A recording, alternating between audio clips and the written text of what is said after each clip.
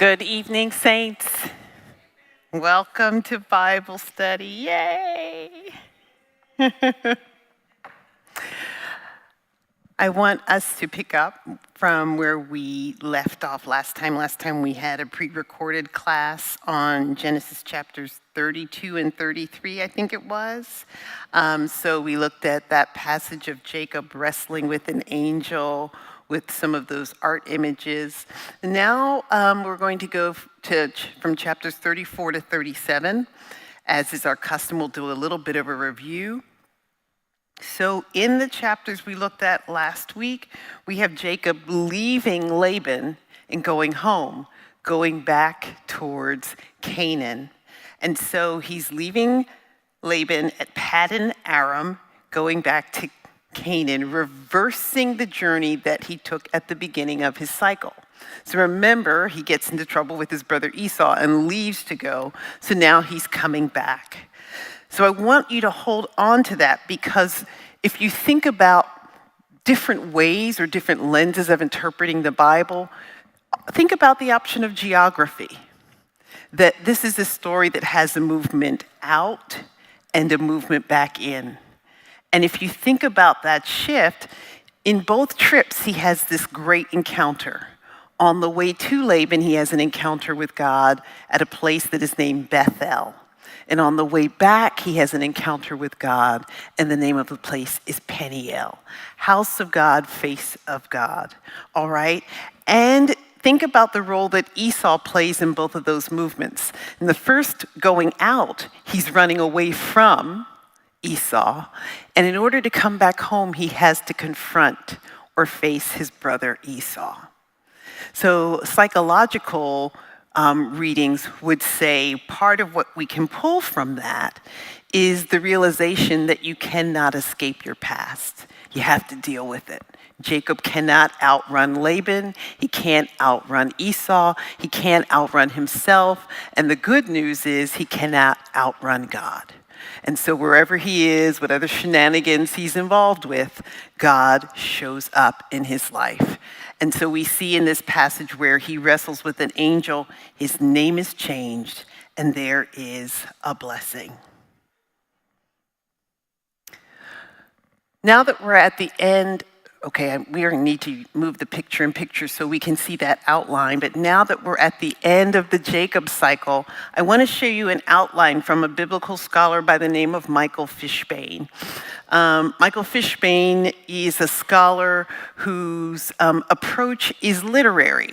So he's reading the text closely. And one of the things that he does is he looks at the entire Jacob story and identifies a kind of symmetry in the story. So if you see the letters on the side, he has A, B, C, D, E, F, F, and then he has E prime, D prime, C prime, B prime, and A prime. So he's saying there's a chiasm, there's a way in which this story reflects it back on itself. And if we accept his proposed outline, the thing that's in the middle, F, Rachel is fertile and Jacob increases.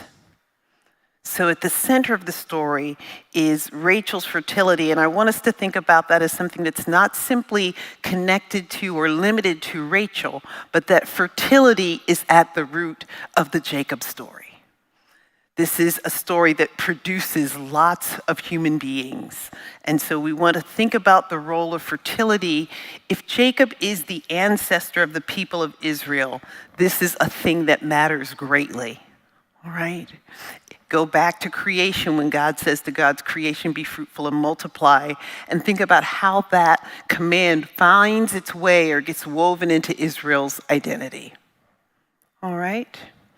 Now we're going to move to chapter 34, unless there are any questions about what I've said so far. Oh, look at God. She's going to get up and come to the mic. I know my Redeemer lives. Come on. So is it on? I can't tell.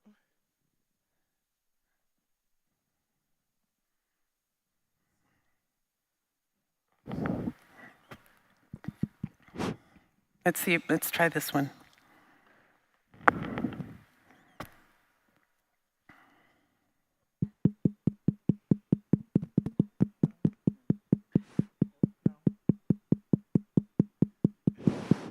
There we go. Test. This one? There we One go. more. Thank you. Thank Okay, you. thank you. So, why do you think, so the last time Esau had seen Jacob, he had taken his birthright. So why, when they meet again, would he run to him? You know, like, why was he so excited to see the person who took his birthright? Yeah, because people are complex human beings. This is his brother, it's his twin. And so you can love and hate somebody, a sibling at least, at the same time. And I think that this separation and the fact that Esau had enough. So think about, Esau says, I'm good. So part of the, anger and anxiety is he's taken this thing from me. But Esau's okay. So I think that distance and time, there's time for healing. Yeah. Now, I also think it's probably good that they reconciled and then parted, because it would only be a matter of time before something else went off, right? So, yeah. Okay. Yes, come on.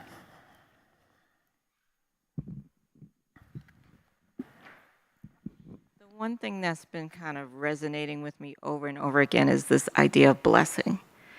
Blessing, somebody blessing someone else, right? Yeah. So it made me think, are all blessings created equal? Can one blessing be better than another blessing? Such as, if a prophet blesses me, is that better than my parent blessing me? So I've just been ruminating on this concept of blessing. That's an interesting question. So I guess that speaks to a broader question about what a blessing is. And I guess I'm intrigued with why you're asking, is one better than another? I think what I want to say is, you have, yeah. Where I was going is, I remember Jacob tricked his father, right, for the blessing. And then now, years later, he's wrestling with the angel and requests that the angel blesses him. So I was just like, whoa, twice now he's asked for these blessings. Are they equal? Does he see them as equal? Yeah.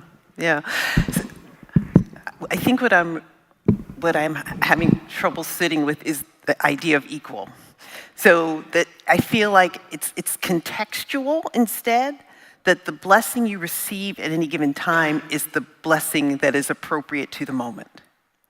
So I think that's what I want to say for now, but let's hold that question open. We may come back to it, and I appreciate it. Okay, so now we're going to go to chapter 34, and the chapter 34 is the story of Dinah. Now, I'm going to tell you right now, sometimes I say Dinah, sometimes I say Dinah. I can't control it. Please just roll with me, okay? But what we know is Jacob has 4 wives, 12 sons, and 1 daughter.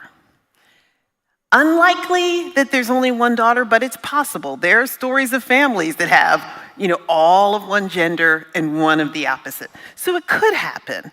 It seems to me that's even more peculiar with 4 wives, right? Because gender is controlled by the female, right? So this is an interesting scenario. So let's look at this passage. Genesis 37 is further than where we are. It takes us to the story of Jacob and Joseph, and hopefully it's where we will end tonight. But at the end of chapter 37, I have verse 35 to 35. Well, that can't be right. Verse 35 and 35. No, 34, 35. This is when Jacob's sons try to deceive him by telling him that their brother Joseph has been killed. Jacob tore his garments, put sackcloth on his loins, and mourned for his son many days. Look at the next verse. All his sons and all his daughters sought to comfort him, but he refused to be comforted, saying, "No, I shall go down to Sheol to my son mourning." Thus his father bewailed him. All his sons and all his daughters. How many daughters does Jacob have? One. So what does this mean? So here's some possibilities.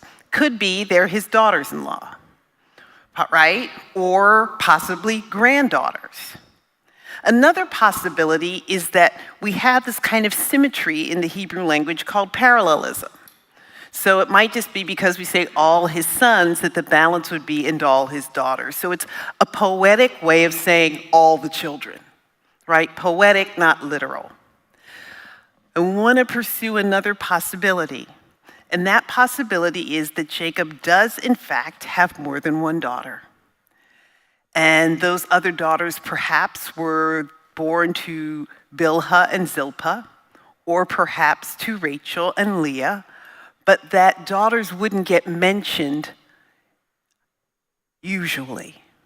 Daughters wouldn't be mentioned unless there was something in their story that was an aberration.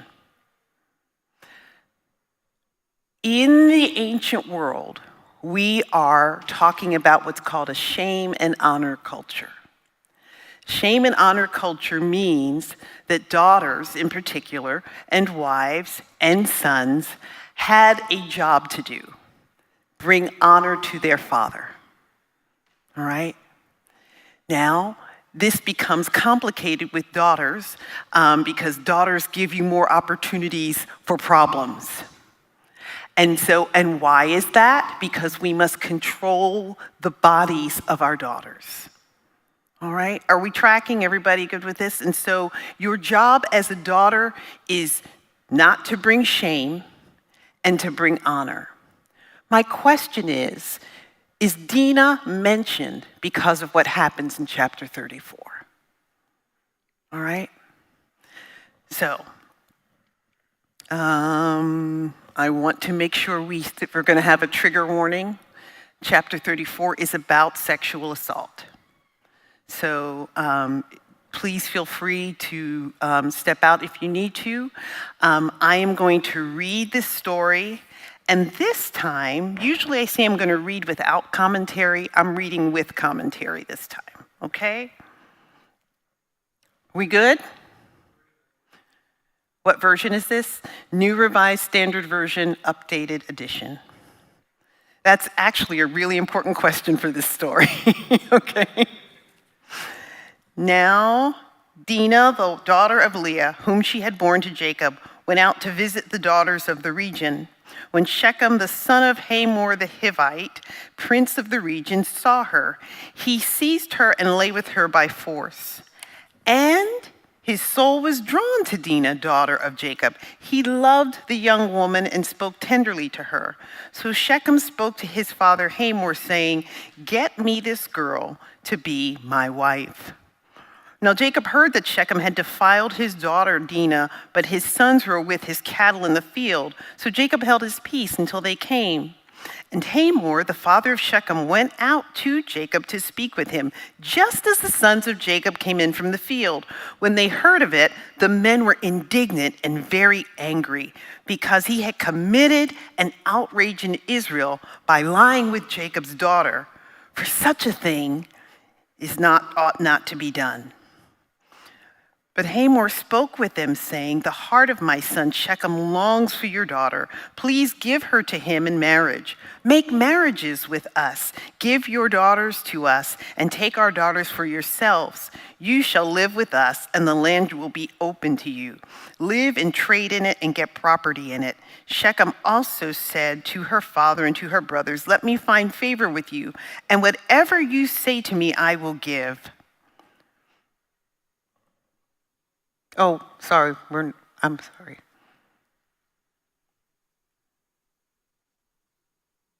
"Put the marriage present and gift as high as you like, and I will give whatever you ask me.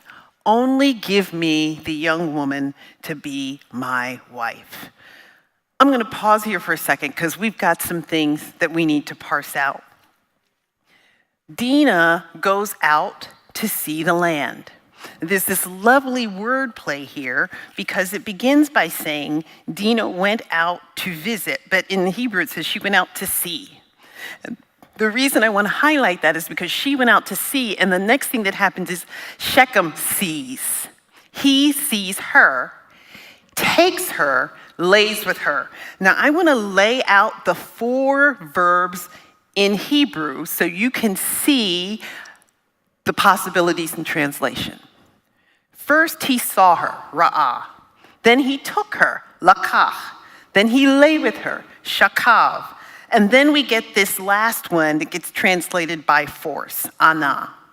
So let me first talk about the first 3. He saw, people see. There's nothing amiss with him seeing her. The next thing is he took her, lakach. Now in English, that's problematic. He took her. Except in Hebrew, this is the verb that it would be used to marry a woman. A man takes a woman as his wife. We have regulations in the Hebrew Bible about what happens when a man takes a woman and what he must do to pay restitution to the father, the bride price. So taking a woman is marrying a woman. Are y'all with me so far? The reason this matters is because when we talk about what happens to Dinah, we're talking about it in the context of a world where what happens to Dinah happens to women. Okay? What we would call it today is rape culture. In other words, the ancient world was a world where men took women, and if you took a woman, you married her. By taking her, you married her, is what I want to say. So when you see the phrase, such a thing is not done in Israel, we're going to figure, so what are they talking about? Now here's the problematic word. No, we've got one more word. The next word is shakab. He lay with her, he slept with her. Yes, that's what happened after he slept with her. But the word that makes this problematic is ana. This last verb kind of means to oppress, all right, to push down, to humiliate. Now we have to figure out how the verbs work together. In other words, is it sequential? He saw, he took, he slept with her, and humiliated her. In other words, is the humiliation a result of him sleeping with her, or is that verb modifying the way in which he took her? Right? So is it by force, or is it that as a result of this, he humiliated her? Y'all with me? So scholars are not of one mind on this. And I can't even separate it on gender lines, because some women biblical scholars say this is clearly an act of rape. And other biblical scholars, because of the way they understand those verbs, say it's not clear. So we want to hold this, and here's what I want to say. In our modern context and standards, we're like, she didn't have a say. You know, nobody asked her what she wanted. And I'm saying, yes, you are correct. And that happened in the biblical world. Not all the time, but it happened. Are you all following? So part of the thing we have to try to navigate here are cultural differences. Now let me be clear, just because it's culturally different doesn't mean it's okay. That's not what I'm saying, but I'm saying we need to think about the dynamics here so that we understand what the chapter is about. The other thing that's weird about this is that after he saw her, took her, lay with her, and then we get that last verb, his heart was drawn to her. He spoke tenderly to her. What do we do with that? Okay? And asks that she be his wife. His father goes to Jacob and says, we'll pay whatever you need so that my son can have this woman as his wife. Let's read some more and see if we can figure this out. The sons of Jacob answered Shechem and his father deceitfully because he had defiled their sister Dinah. They said to him, "We cannot do this thing to give our sister to one who is uncircumcised, for that would be a disgrace to us." What's the disgrace? Not what he did to her, by their opinion, okay? But the fact that they're, all right. Only on this condition will we consent to you, that you will become as we are, and every male among you be circumcised. Then we will give our daughters to you, and we will take your daughters for ourselves, but we will live among you and become one people. But if you will not listen to us and be circumcised, then we will take our daughter and be gone. The words pleased Hamor and Hamor's son Shechem, and the young man did not delay to do the thing because he was delighted with Jacob's daughter. Now he was the most honored of all his family, so Hamor and his son Shechem came to the gate of their city and spoke to the men of the city, saying, "These people are friendly with us. Let them live in the land and trade in it, for the land is large enough for them. Let us take their daughters in marriage. Let us give them to our daughters. Only on this condition will they agree to live among us, to become one people, that every male among us must be circumcised as they are circumcised. Will not their livestock, their property, and all their animals be ours? Only let us agree with them, and they will live among us." And all who went out of the city gate heeded Hamor and his son Shechem, and every male was circumcised, all who went out of the gate of his city. On the third day, when they were still in pain, two of the sons of Jacob, Simeon and Levi, Dinah's brothers, took their swords and came against the city unawares and killed all the males. They killed Hamor and his son Shechem with the sword and took Dinah out of Shechem's house and went away. Now look at the next verse. And the other sons of Jacob came upon the slain and plundered the city because their sister had been defiled. They took their flocks and their herds and their donkeys and whatever was in the city and in the field, all their wealth, all their little ones, and their wives. And all that was in the house they captured and made their prey. Then Jacob said to Simeon and Levi, "You have brought trouble upon me by making me odious to the inhabitants of the land, the Canaanites and the Perizzites. My numbers are few, and if they gather themselves against me and attack me, I shall be destroyed, both I and my household." But they said, "Should our sister be treated like a prostitute?" Y'all got some questions now? There's a lot going on in this story.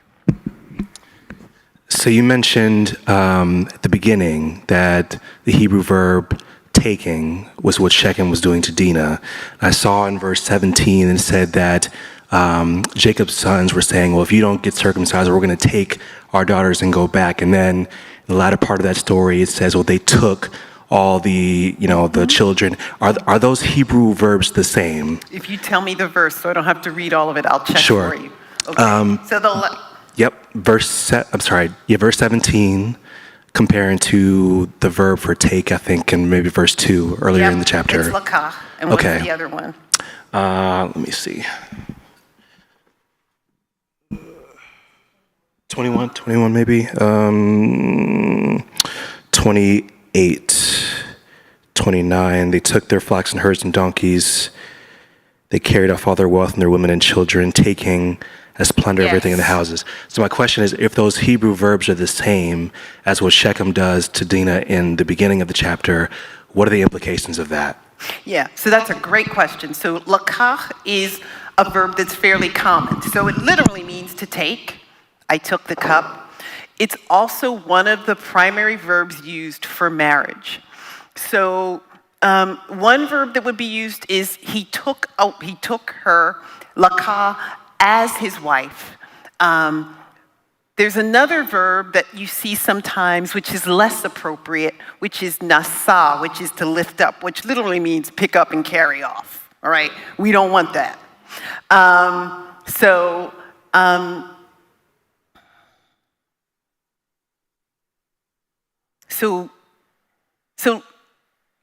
what we want to say about that verb is that the range of meaning gets exploited. But it is, you could think of it as a play on words, but it is a fairly common word. So that's a good observation. Any other questions?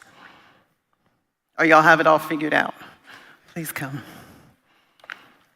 And would you say that this is the way the story and the way the chapter ends? Is it designed to balance what happened? Are they trying to balance what happened to their sister by measurement of what they're doing? Absolutely. And one of the dynamics that's interesting here is this thing happens here, and the revenge, the exacting of the revenge, is so much larger, right?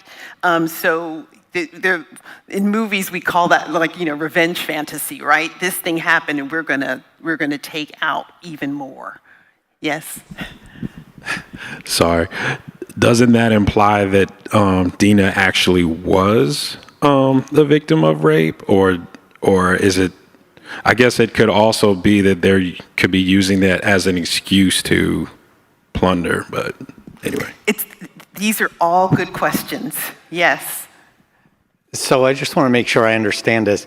His taking and his forcibly having sex with her all would have been fine if he'd been Hebrew and he paid the bride price? That is the question that is interesting, because it says, so that is the question that I have about this text is the offense what happened to their sister, or who perpetrated the act against their sister? And the revenge seems pretty disproportionate to the Well, yes, and how in the world would all the men get circumcised on the same day, or how did that even happen, right? I know there was at least one person who said no. So you've got this kind of big grand gesture there. Yes. So my dilemma is with the father. I'll just say the father. So the brothers, and they speak of, the main two, and then the others joining in on the revenge, were angered. And even as the father learned of what happened, he waited, he delayed. And so did the brothers have to trick the enemy to bring the father along? Because it doesn't appear that this is a family thing. Yeah. This is just a brother's revenge. Yeah. So that's very interesting too, because we want to ask ourselves in similar stories. And when we think of the rape of Tamar in 2 Samuel, it's the brothers, not the father. So there's some interesting tropes here. We could spend 3 weeks on this chapter. We won't, but I want us to have a few interesting questions to take to it, because it is a peculiar story, and even more disturbing than peculiar. So let's see if we can get to the next slide.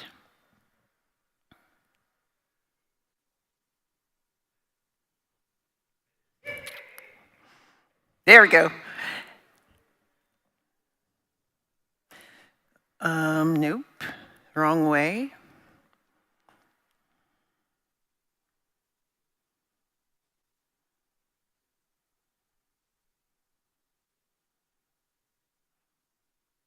Wait for it. Okay, so I already said Dinah went out to see. Shechem saw, took, and lay, asked for her as his wife. Hamor makes the ask, I'll pay whatever bride price you want, which is kind of a way of saying, I will pay what the regular value would be, but more because of the potential for offense, right? The condition is circumcision, and then we have Simeon and Levi, and what in their mind is the offense? Say again? Not being circumcised. So let's think of a couple of things we can think of. First, I want you to think of location as a context. In other words, so we have Shechem, but he's on his way to Canaan. All right, so I want you to think about Shechem and Canaan as Shechem is out there with the other. Canaan is home and us. So this is in some ways an insider-outsider identity story. 3 times, I didn't count, it might be 4 times, the word defiled gets used. So defiling is important. Another phrase we see here is such a thing is not done in Israel. What's the thing that's not done? And if you remember in the story of Tamar and her brother Amnon, when he grabs his sister and says, lie with me, she says, no, my brother, such a thing is not done in Israel. But then she goes on to say, just ask my father and he will give me to you. So she's not saying it's unheard of for you to want to have me, but you must have me in this way. All right? Okay. So the other thing that we would want to do in this story is look at all the words. So if I were doing this study, I'm telling you when I say that if I were you doing this study, I would think about defile. All right? I would look at the words, think about seeing and what's going on there. What it means that Dinah went out. All right? There are a lot of ancient scholars who, this is what we call blaming the victim in church, who blame Dinah because they said she shouldn't have gone out, all right? Maybe someone shouldn't have taken her, okay? I also want you to think about the function of the characters. And I want specifically to think about the function of Dinah because it is Dinah's going out that starts this whole thing. And Hamor comes to Jacob and says, we will take your daughters and you will take our daughters and we will live together. And what's problematic about that? If we intermix with other nations, we will be worshiping other gods. So think about how this story functions on at least two levels. That what happens to Dinah is also a story about Israel going out and being defiled by other nations. Okay? Jacob, Hamor, Shechem, Simeon, Levi, and Dinah. Everybody on that list gets a speaking part except whom? We don't know anything about her. We don't know whether she liked Shechem. We don't know whether, we don't know anything. We don't know what she wanted. So part of the tragedy of the story for me is that Dinah is an object. She's not a full character. She is a possession of her father and her brothers and a tool for their honor. For Shechem, she is an object of his desire and pleasure. And for Hamor, she's the tool that he will use to get the possessions of these other people. So we need to kind of parse some of those things out to then ask, whose story is it? If you think about, whose story is it?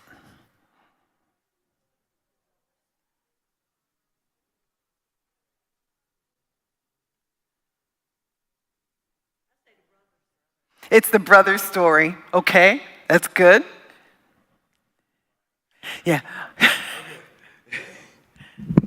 I agree. It's the brothers. Also, it's kind of an introduction to how ratchet Simeon and Levi are going to wind up being. They're going to behave badly right. in other episodes. So that's a trope and a tradition in the story about these two brothers.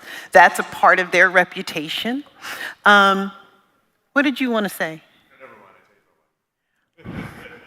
So, oh, now you have to say it because we don't believe in that. Sorry, now you got yourself in trouble. Okay, I was going to say that in my mind it's a story about integration and race relations. And you didn't want to say anything. So this is really important because think about the word that we use in English for rape. Right? In this country, there was a time when if a white woman was having consensual relations with a black man and she got caught, she could say it was rape. And so, okay, thank you. So part of what I'm asking people to do with this story is ask, is the issue what he does or is the issue who he is? Uncircumcised, defiled, It would be one thing if the rules were every time a woman was taken, she was defiled, but that's not the case. This is about this man who is of the wrong race. And you didn't want to say anything.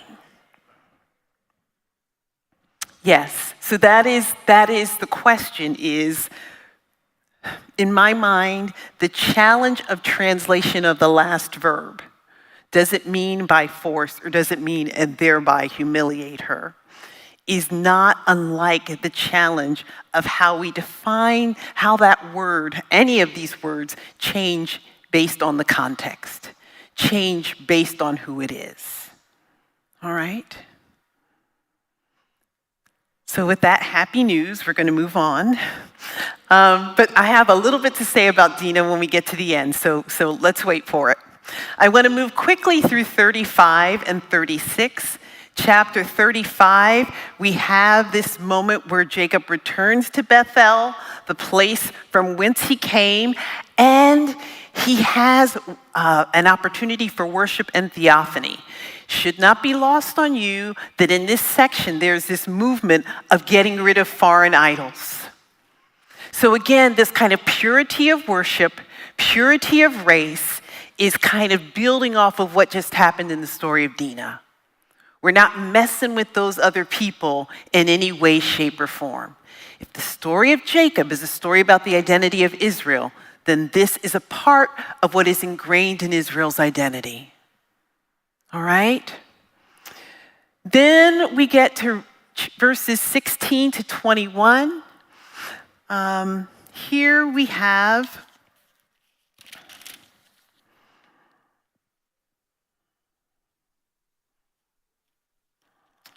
they journeyed from Bethel, and when they were still some distance from Ephrath, Rachel was in childbirth, and she had hard labor. When she was in her hard labor, the midwife said to her, "Do not be afraid, for now you will have another son." Remember that the name of her first son, Joseph, may God add another, right? As her soul was departing, because she died, she named him Ben-Oni, son of my affliction.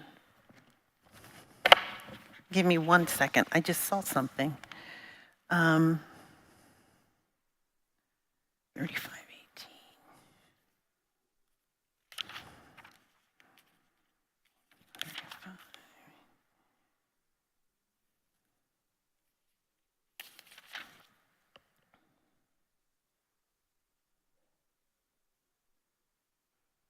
Mm-hmm.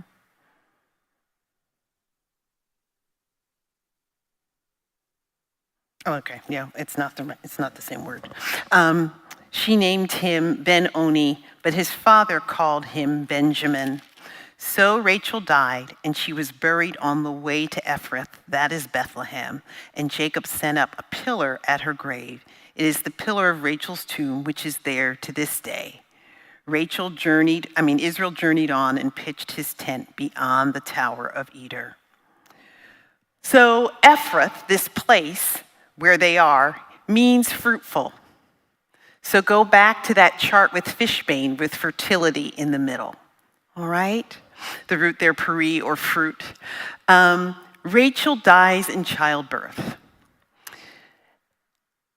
The verses preceding are talking about purity of worship. So I want you to remember when they were leaving and she stole the idols. And Jacob issued a death warrant over anyone who had taken the idols. Some people connect that curse, if you will, to this moment. Okay? Rachel dies and is buried on the way home. So she is the ancestress who's not buried with the other ancestors. All right? So Rachel's tomb is a separate and honored place. And then we have this beautiful moment where the name of this child, son of my affliction, is changed to son of my right hand. And more than a few good sermons have been preached on that. All right? One of them famously by T.D. Jakes, I think. Fathers and sons, in these final verses, We get some stories about other things Jacob's sons do.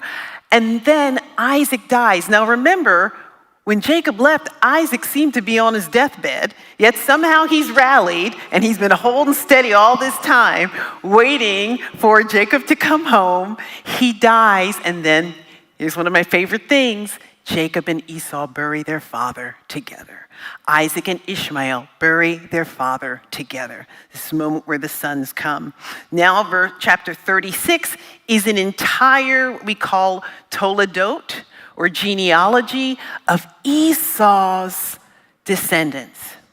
I'm hoping you notice a pattern here, that when we're about to change from one ancestor to the next, that we deal first with the son who we're not going to follow and kind of not close out, but resolve that story. Don't leave them hanging. And the other thing I want to say, I'm a big fan of genealogies. I always tell people, don't skip the genealogy. In fact, make a practice of reading through, because every now and then you're going to find some names that you're going to recognize or say, hey, is that the same person as this one, or is there a relation? So we're going to see names in this genealogy that will appear later. It's also a good exercise in reading out loud to try to pronounce as many of these names as possible so that when you have to read out loud, you don't fall apart. It's not that hard. Syllable by syllable. Take your time and see how many you can get. All right? I'm going to keep us moving because we've got to get through this next chapter. So now we want to go, so chapter 36 is Esau's Toledot. Chapter 37 is Jacob's Toledot. Chapter 37, verse 1 says, Jacob settled in the land where his father had lived as an alien in the land of Canaan. And then it says, this is the story of the family of Jacob. All right, so these are his descendants. Joseph, being 17 years old, was shepherding the flock with his brothers. He was a helper to the sons of Bilhah and Zilpah. A helper to the sons of Bilhah and Zilpah, the sons of the concubines. Okay? And Joseph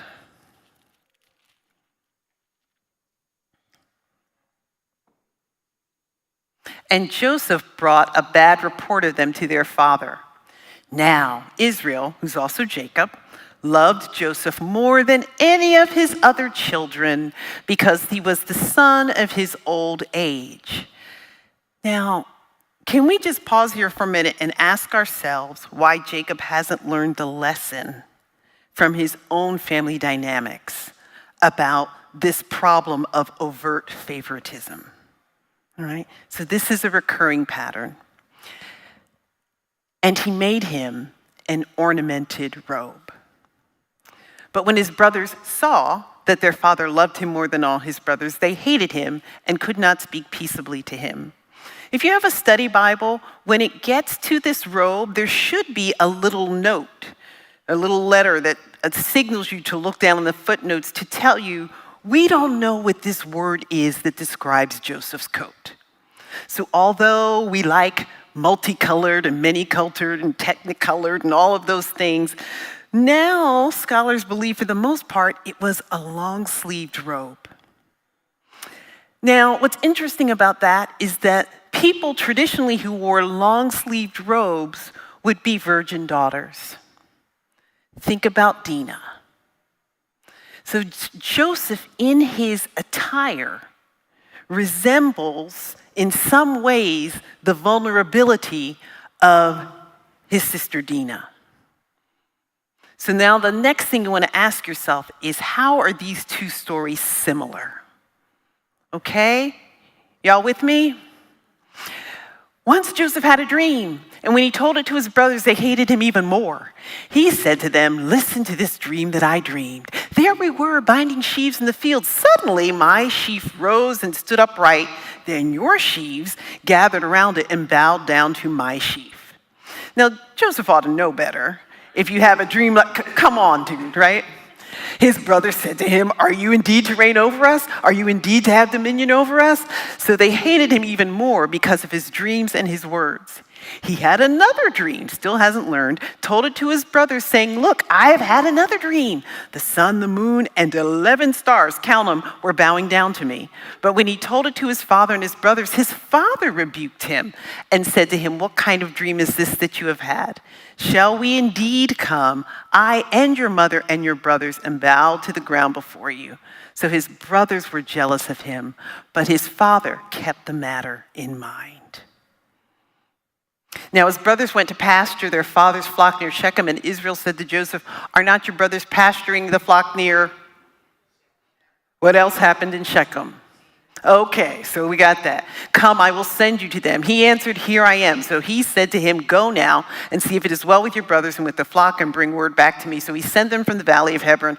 He comes to Shechem. A man found him wandering in the fields, and the man asked him, "What are you seeking?" "I'm seeking my brothers." He said, "Tell me, please, where are they pasturing the flock?" The man said, "They've gone away, for I've heard them say, 'Let us go to Dothan.'" So Joseph went after his brothers and found them at Dothan. They saw him from a distance, and before he came near to them, they conspired to kill him. Now they said to one another, "Here comes this dreamer. Come now, let us kill him and throw him into one of the pits, and we shall say that a wild animal has devoured him, and we shall see what will become of his dreams." But when Reuben heard it, he delivered him out of their hands, saying, "Let us not take his life." Reuben said to them, "Shed no blood, throw him into this pit here in the wilderness, but lay no hand on him, that he might rescue him out of his hand and restore him to his, that he might rescue him out of their hand and restore him to his father." So when Joseph came to his brothers, they stripped him of his robe, the ornamented robe that he wore, and they took him and threw him into a pit.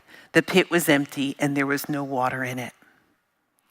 Then they sat down to eat, and looking up, they saw a caravan of Ishmaelites coming from Gilead with their camels carrying gum, balm, resin on their way to carry it down to Egypt. And Judah said to his brothers, "What profit is it if we kill our brother and conceal his blood?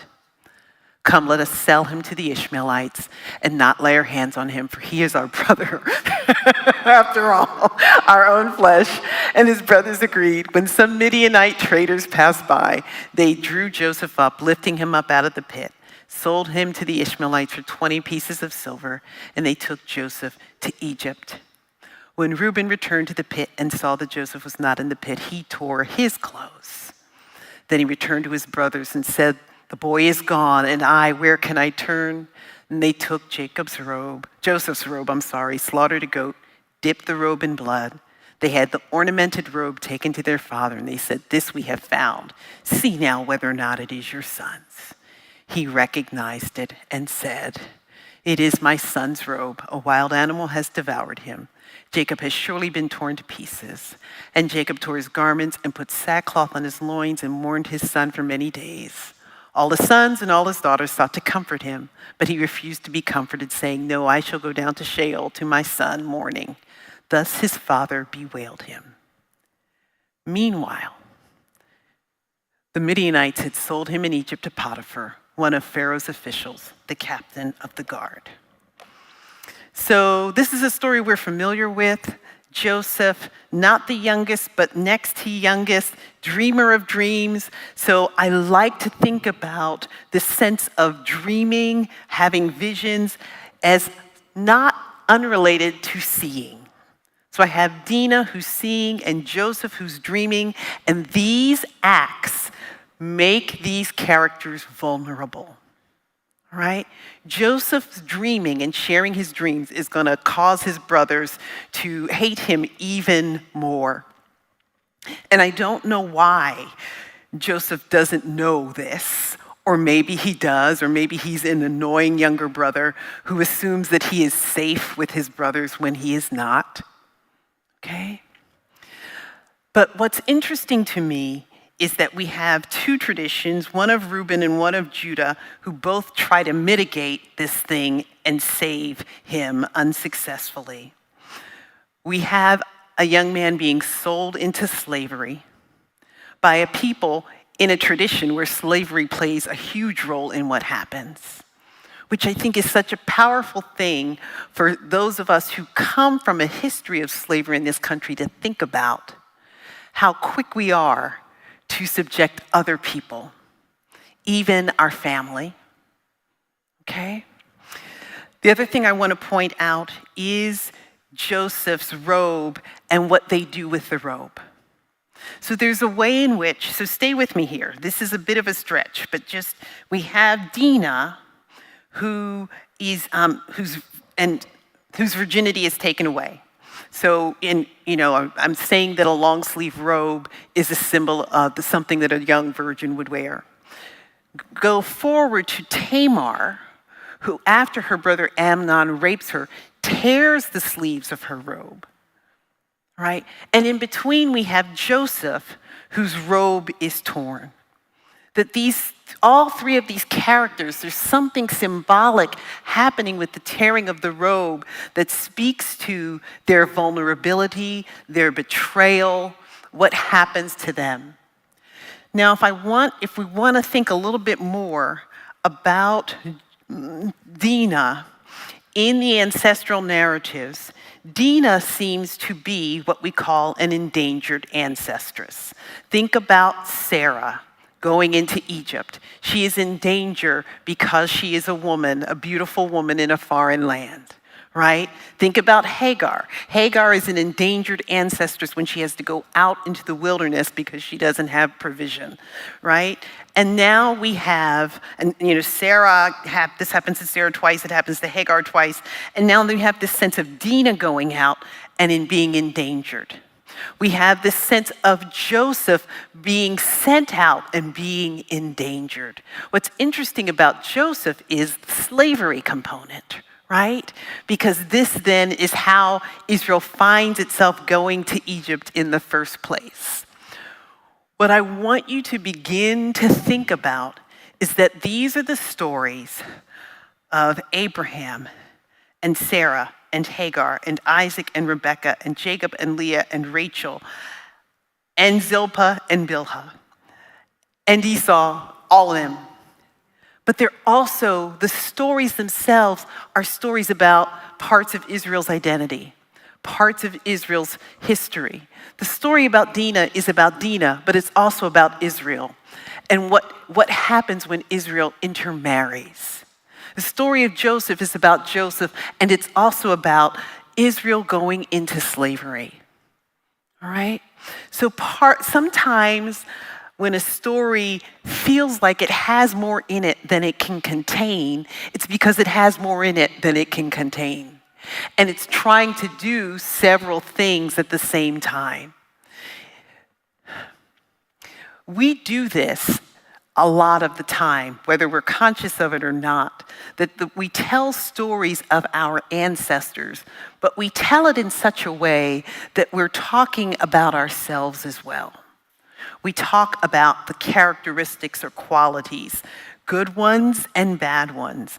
And so part of what we see in this story is this attempt to hold on to stories of our ancestors and at the same time make sense of where we came from and who we are. I've talked about doing a study based on geography and location. I've talked about literary structure, and we talked a little bit about word study. So here, we would want to think about that coat, that long-sleeved coat. Garments in the Bible are important. Remember this next week, okay? Garments in the Bible are important, all right? I wrote an article where I made the argument that garments are like words in the Bible. So a garment conceals and it reveals. There's a way in which a garment covers you, but it also is an expression of you. Language or words in the Bible reveal, but sometimes it feels like they're covering up. So when we're looking at those verbs of what happened between Shechem and Dinah, it's not always clear because it's trying to hold on to what we call a surplus of meaning. All right? And it's okay if you read it and say, oh, no, I know exactly what happened. Okay. That's good. That's fine. But what you can't do is tell someone else that if they see something different, that they're out of line. Because sometimes the words have more than one possibility. You doing okay? Okay, so I also want us to think about dreaming. The word's used for dreaming because we've had dreams, but we've also had a lot of visions. So we've got this play on the word for see. So like when God appears, that's a form of see. God made himself seen to someone is the verb God appeared to. There's a vision. So this sense of what we are able to see versus what we can perceive is an important theme in the Bible. All right? This place, Shechem, pay attention to that place because we've got this movement here where sometimes the Bible will mention a place and it wants you to have a bad connotation because of the history. All right? So when we get to the story of Ruth and it says she's a Moabite, we should be disturbed because there's a history there. There's bad blood there. All right? So pay attention to locations and how those locations are characters themselves. Think about Judah and Reuben and what they do in chapter 37 and where they might appear elsewhere. Why those two brothers? In the same way, Simeon and Levi. Pay attention, hold on to those things, all right? The Ishmaelites, the descendants of Ishmael, all right? So Ishmael hasn't gone away. Then you're going to have these folks appear and reappear. The Midianites are in this story as well. And they are going to appear again and again. So if we look at the descendants of Esau, we'll see names like Reuel. And we're going to see that name Reuel again in Exodus. And then we have the introduction of this person, Potiphar. And he's going to play an important role in this story as well. So those are some of the word studies that we can do. All right, it is 7:57. We got through all of these chapters. I'm so proud of all of us. We did it. And we have a few minutes for questions.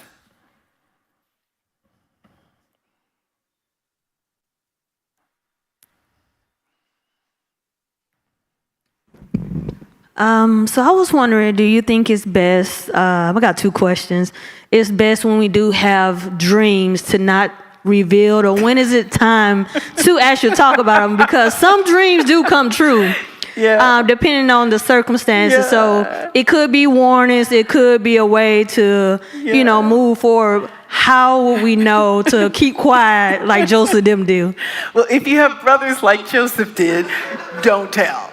I mean, I'm fascinated by dreams. I'm fascinated by dreams because of how they happen.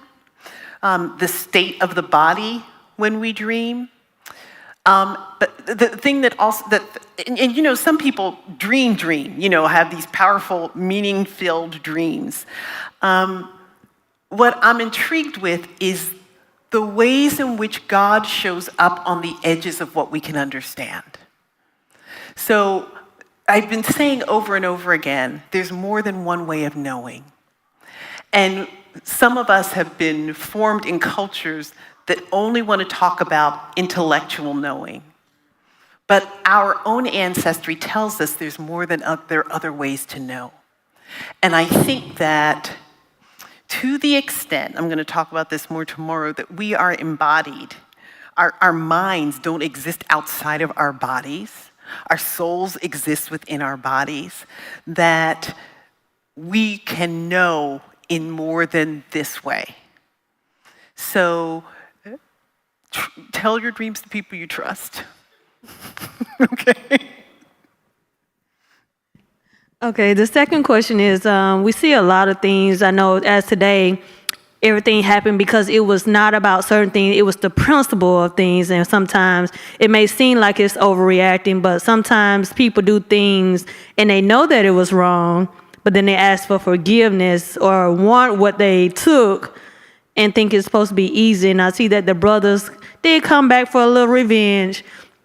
But how do we stop that legacy? Because it seems like it's reoccurring here in the world today. Well, it may not stop, but how can we be a steward to break some of those traditions or some things like that? That's a great question. So one of the things I want to make sure we take away is that just because it's in the Bible doesn't make it right. There's a lot of bad behavior in the Bible, and it's still bad behavior. So we want to make sure we're clear on that. What I love about these characters in the ancestral narratives is we see the full gamut of human behavior, and this is wrong, period. And I think what we need to do when we teach is talk about that, and talk about all of the unnamed women and children and men in this story who are decimated, but because of Israel's own sense of superiority as a people in this story, don't seem to count that, but say it in a matter-of-fact way. So when we live in a world where the honor of one individual outweighs the rights of a whole race of people, that's wrong. So maybe this story exists for us to ask, what do we want to say about that? Okay? In the scene where Joseph is revealing his dream to his brothers, and then we see his father rebuke Joseph, I was reminded of the story where it says that Jacob also had a dream in Bethel. Mm-hmm. So if Joseph is the favorite, why do we see his father rebuke him, especially over a gift or an experience that he shared with his father? He rebukes him, and then it says he kind of kept it in mind, right? So he has two actions. And I am exercising my sanctified imagination. I don't have a definitive reason. I think the first response is a parental response. It was like, it was okay when your brothers were bowing down, but not your mama and your daddy. I feel like that was like the first push. And then he kept it to himself, right? Because remember, this is a hierarchical shame-honor culture, all right? Big Daddy doesn't bow to anybody. Well, that's just the way it's set up, right? And that's problematic in so many ways, but one of the ways it's problematic is for Jacob because he can't imagine that. And in fact, that will happen. All right? Yes. Not a question, just a point. Talking about Dinah, the fictionalized book, The Red Tent, by Anita Diamant. Yeah. It is, in your words, lovely. It's a lovely book, and I would commend it to anyone's reading. Yes. It's just this whole, it fills in all the stories. As Dr. Judy said, Dinah has no voice. In The Red Tent, she's all voice. Thank you for saying that. It is a beautiful book, and it is fiction, but it's historical fiction, and it introduces us to the women's realm. Right? The red tent is where the women go during their cycles. And because they all live together, they're all on their cycle at the same time. So there's this time when they are away from everybody else. And so yes, thank you for saying that. Okay. Is that everything?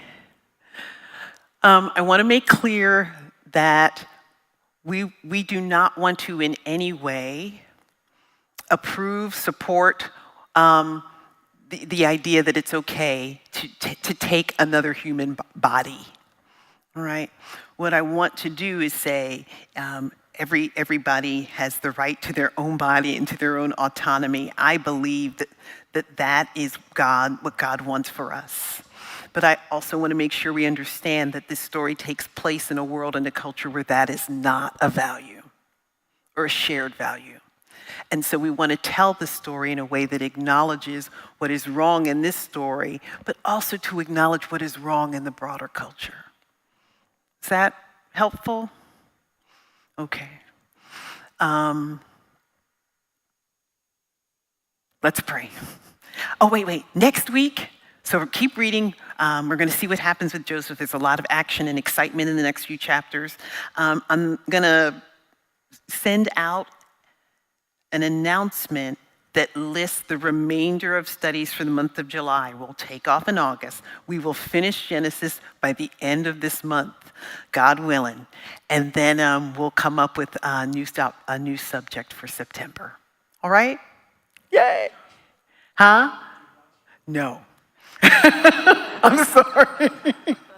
I'm pretty sure I don't want to do Joshua, that I will keep it in mind, and I'm going to be interested in knowing why you want to do Joshua. Okay, let's pray.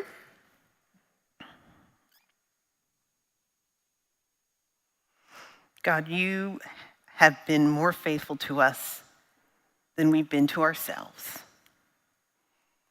And I am so grateful that no matter how many times we read these familiar stories, we see something new. Help us to be good stewards of the opportunity to study. Help us to remember what we learn, and help us to find ways to incorporate it in our lives. And today, God, I pray for all those who have been assaulted, taken, used, abused, property, traded, all of these things. God, we just pray for all those, your beloved children.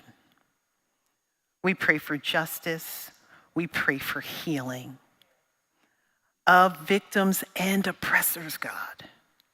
Healing, God, so that we can be whole. In Jesus' name we pray. Amen.